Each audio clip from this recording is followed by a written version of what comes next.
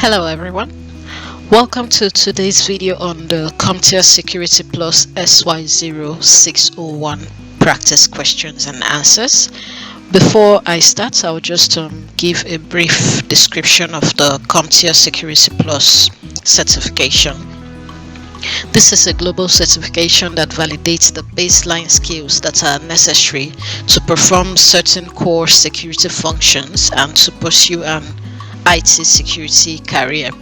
Now, this exam verifies that you have the knowledge and the skills that is required to assess the security posture of an enterprise environment, as well as recommend and implement the appropriate security solutions. This also verifies that you have the knowledge and the skills to monitor and secure a hybrid environment, including mobile, the cloud, Internet of Things, and operational technology. With this exam, you also operate with an awareness of the applicable regulations and policies, including the principles of governance, risk, and compliance. And finally, you're able to identify, analyze, and respond to security events and incidents. Another point to note is that the CompTIA Security Plus SY0-601 will be retiring on the 31st of July 2024. So if you plan to take this exam, this could be your last chance to get everything you need to prepare for it. With this certification, you'll be able to land different jobs like the network security operations, penetration tester, network security analyst, as well as a security architect, among others. For the exam details, there will be a maximum of 90 questions, and the exam will last for 90 minutes with a passing score of 750, which will be on a scale of 100 to 900. I have also put up the pricing for the exam in different currencies and for different countries. So if you're in USA, the price is $404. If you're in Great Britain, the price is £240, and so on and so forth for the different countries. I think at this point we'll just dive right into the questions. Question 1. What is a common example of a threat actor exploiting a vulnerability in a web application? A. Exploiting SQL injection to access the database and conducting social engineering attacks. B. Sending phishing emails to users. C. Using a DDoS attack to overload the server. D. Tailgating. The answer here is option A. SQL injection is a type of attack where the threat actor injects malicious SQL code into a query. This code that is injected will allow the attacker to access, modify, or delete data in the database without the proper authorization. Exploiting SQL injection is a direct method of attacking a web application's vulnerability in order to gain unauthorized access to sensitive data, which can then be used to exploit other vulnerabilities, including social engineering. Question 2. The chief financial officer of an insurance company received an email from Anne, the company's CEO, requesting a transfer of $20,000 to an account. The email states that Anne is on vacation and has lost her purse, which contains cash and credit cards. Which of the following social engineering techniques is the attacker using? A. Phishing. B. Farming. C. Whaling. D. Typo squatting. I'll just go through each of the options with a brief explanation before I reveal the answer here. Phishing is an attack that involves deceptive email communication, and it usually targets a broader audience rather than a specific high-profile individual like a CEO or a CFO. Farming involves redirecting a website's traffic to a fraudulent website through DNS hijacking or the injection of a malware.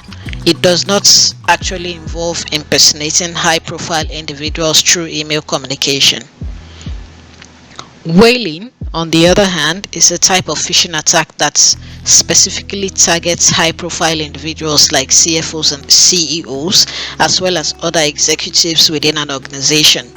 The attackers impersonate the individual to deceive employees into taking actions like transferring funds, clicking on malicious links, or disclosing sensitive information. Typo squatting involves registering a domain name that is similar to a legitimate website in order to exploit typing errors.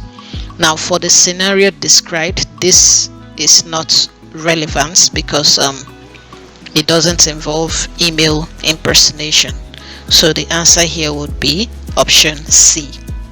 Whaling specifically targets high-profile individuals within an organization, and they impersonate these individuals to deceive the employees to take actions. And in this case, the supposed CEO is requesting a transfer of $20,000 to an account. So this is a huge red flag, and with the correct cybersecurity knowledge, it is expected that the employees will not fall prey to this kind of attack. Question 3. What security principles should be considered when implementing access controls? A. Data masking. B. Network segmentation. C. Single sign-on. D. Role-based access control. I'll go through the options here. Data masking is a technique that is used to conceal sensitive data in order to protect it from unauthorized access. Network segmentation involves dividing a network into smaller, isolated segments to improve security and control access to the resources. The single sign-on is a method that allows users to authenticate once and gain access to multiple systems or applications without needing to log in separately on each one.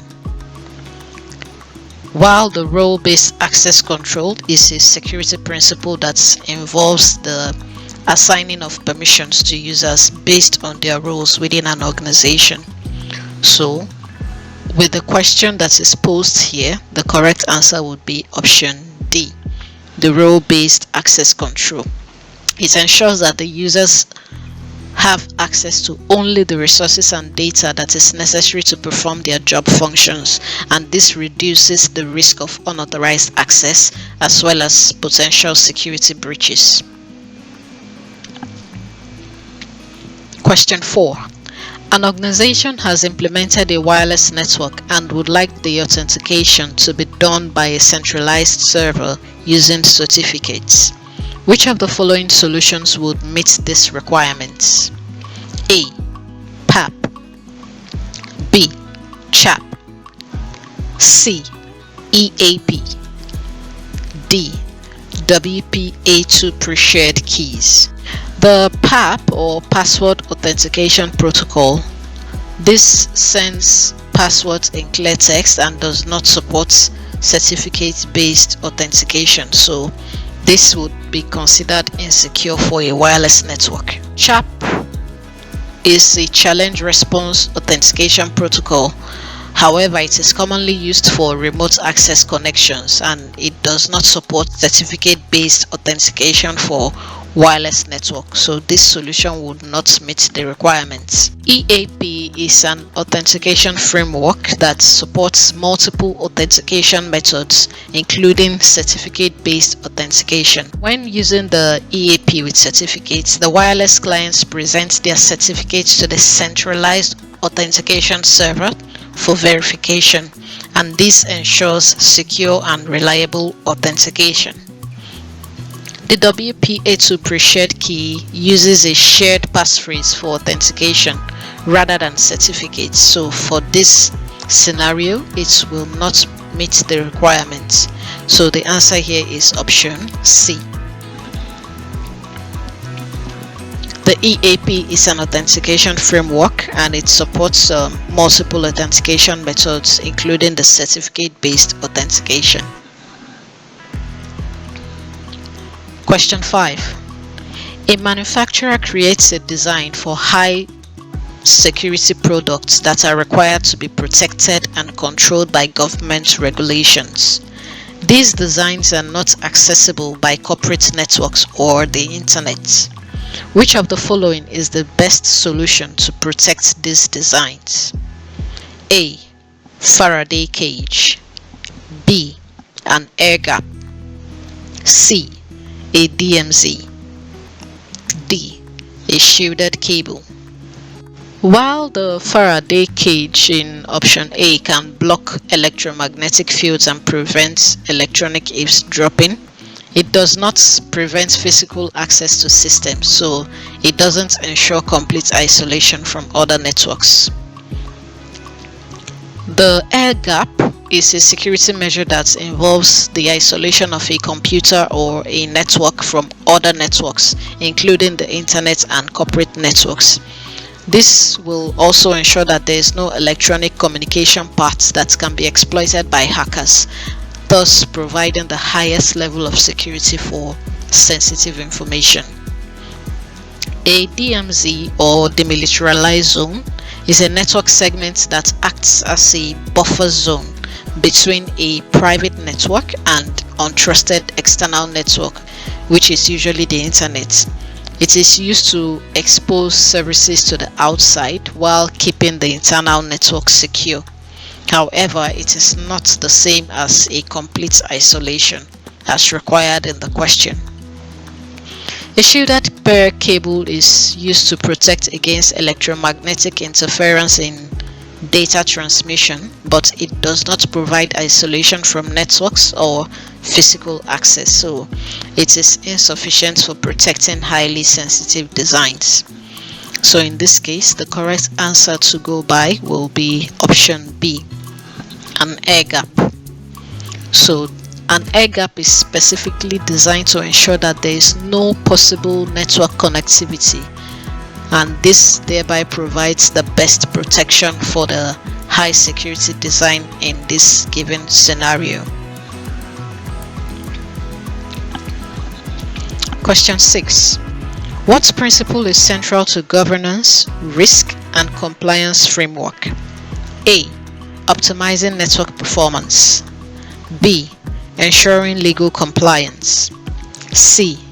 Managing technical vulnerabilities. D. Installing intrusion detection systems. The GRC framework, or the Governance, Risk and Compliance Framework, focuses on aligning IT with business goals, managing risks, and ensuring compliance with the laws and regulations that are laid down. So in this scenario, the best answer to go by will be option B, ensuring legal compliance. Ensuring legal compliance is the core principle within a GRC framework because it helps the organizations to adhere to the relevant laws, regulations, and policies, thereby mitigating legal risks and avoiding reputational damage or potential penalties. For the other options that were given, they don't apply to this question, so that's why we're going with option B, ensuring legal compliance. That is the principle that is central to the GRC framework. Question 7. Which of the following best describes a security exploit for which a vendor patch is not readily available? A. 0-day. B. End of life. C. Integer overflow. D. Race condition.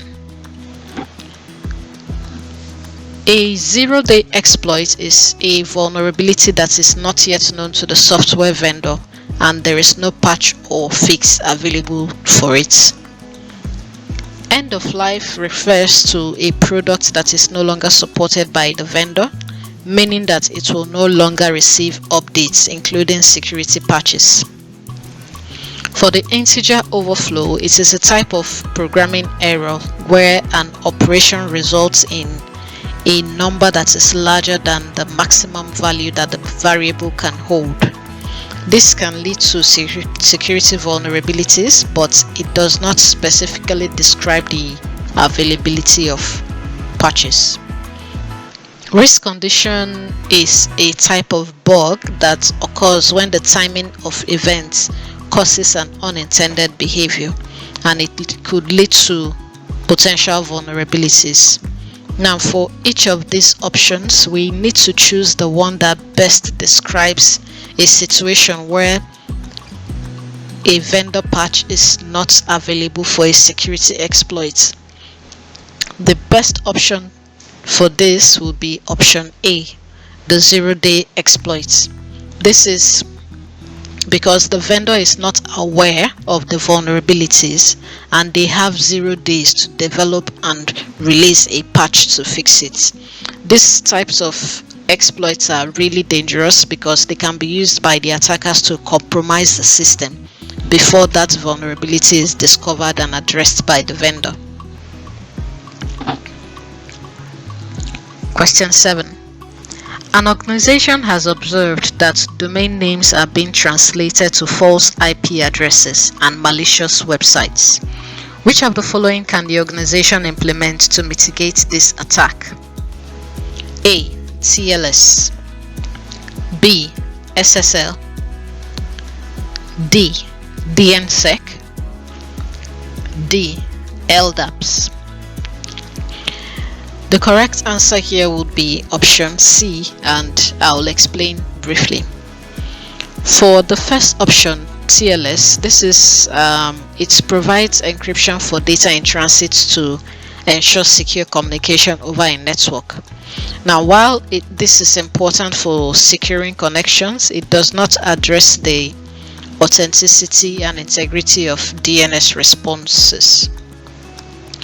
SSL is an older encryption technology, and it also provides encryption for secure communication. However, it doesn't solve the problem of the DNS response integrity. LDAPs is used to secure lightweight directory access protocol communications by encrypting the data.